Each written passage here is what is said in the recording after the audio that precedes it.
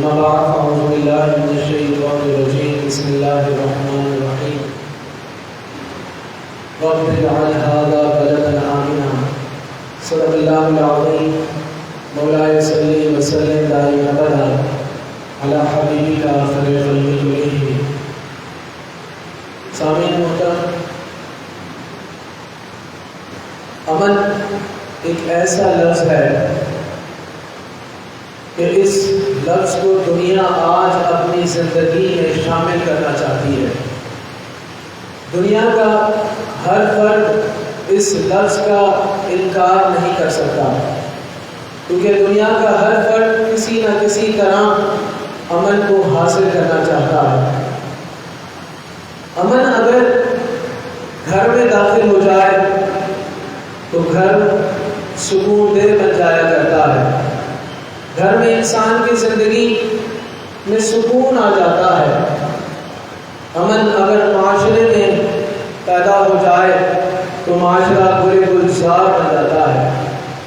اور یہی امن اگر ملکوں میں داخل ہو جائے تو تمام ملکوں کے اندر اللہ تبارک و تعالیٰ ترقیاں پھیلا دیتا ہے. اور اس سے اوپر یعنی دنیا کے اندر امن آ جائے تو لوگوں کی جانیں تک محفوظ ہو جاتی ہیں. تو لوگ آج تک امن کو ڈھونڈ رہے ہیں، لیکن اگر آپ قرآن مجید میں غور کریں تو امن کو اللہ تبارک و تعالیٰ نے کسی اور کے ہاتھوں میں تھمایا ہے. حضرت ابراہیم علیہ السلام تشریف لائے، کعبہ شریف کی تعمیر ہوئی تو آپ نے اللہ تبارک و تعالیٰ کی بارگاہ میں ہاتھ اٹھا لیے. اے اللہ رب اجعل ھذا بلدا آمنا، اے اللہ اس شہر کو امن والا بنا دے. اللہ تبارک و تعالیٰ نے امن والا بنا دیا. انبیاء علیہ السلام سب سے بڑے داعی ہیں امن کے، اور انہوں نے اپنی محنت و کوششوں سے امن پھیلایا اور لوگ اس امن میں داخل ہوئے.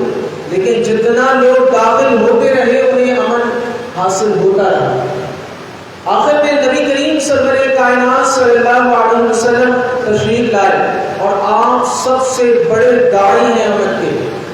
میرے آقا صلی اللہ علیہ وسلم نے تو اتنا اس امن کو پھیلایا کہ جب نیا چاند دیکھتے تھے تو میرے آقا صلی اللہ علیہ وسلم فرماتے تھے کہ پڑھو اللہم اہلہ علینا بالامن والایمان والسلامۃ والاسلام ربی وربک اللہ. آقا کریم صلی اللہ علیہ وسلم سب کو یہ دعا پڑھاتے تھے کہ دعا کرو اے اللہ یہ جو ہم پر طلوع ہونے والا چاند ہے، یہ جو مہینہ آ رہا ہے، یہ ہمارے لیے امن والا ہو، ایمان والا ہو، سلامتی والا ہو، اسلام والا ہو. یہ آقا کریم صلی اللہ علیہ وسلم ہمیں سکھایا کرتے تھے.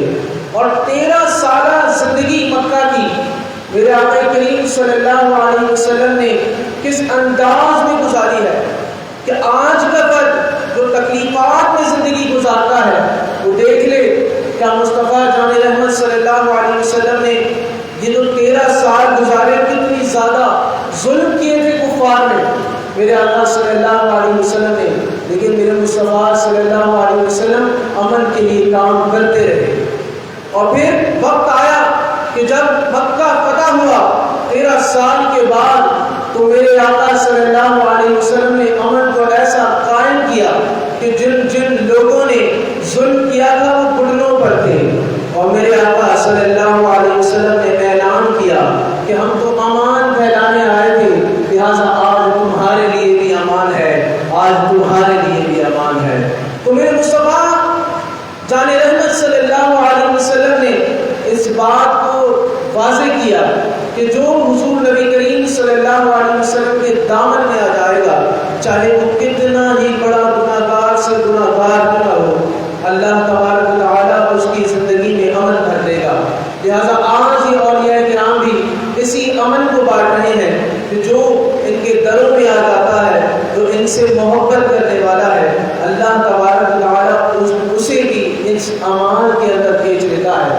لہٰذا اگر ہم اس بات کو سمجھیں کہ یہ جو محفلیں ہیں، یہ جو اولیاء اللہ سجاتے ہیں اور ذکر ہوتا ہے دین اسلام کا، اور آقا کریم صلی اللہ علیہ وسلم کا، اللہ کے پیاروں کا، تو یہ ایک ایسا تذکرہ ہے کہ اللہ تبارک و تعالیٰ اس میں امن اتارتا ہے، سکون اتارتا ہے، اور ہماری زندگیوں